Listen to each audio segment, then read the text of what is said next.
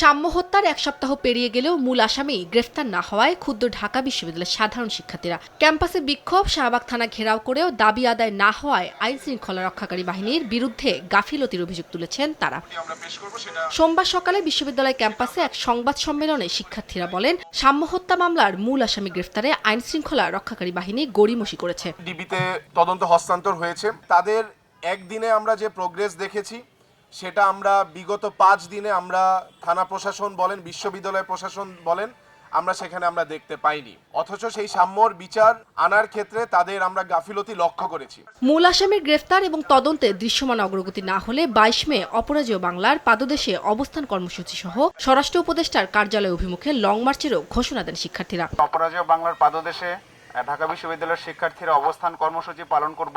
আমরা যদি তদন্ত কার্যক্রমে সন্তুষ্ট হতে না পারি, যদি মূল খুনিদের আগামী বৃহস্পতিবার পর্যন্ত ধরা না হয়, তাহলে আমরা পুরো ঢাকা বিশ্ববিদ্যালয়কে সাথে নিয়ে স্বরাষ্ট্র মন্ত্রণালয় অভিমুখে লং মার্চ করব। সাম্যকে নিয়ে সামাজিক যোগাযোগ মাধ্যমে কুৎসা রটনা ও কুরুচিপূর্ণ মন্তব্যের তীব্র নিন্দা জানিয়ে অপপ্রচারে জড়িতদের দ্রুত আইনের আওতায় আনার দাবি জানান আন্দোলনকারীরা। সাম্যর হত্যাকাণ্ডের পর উম্মে হানি, সময় সংবাদ, ঢাকা।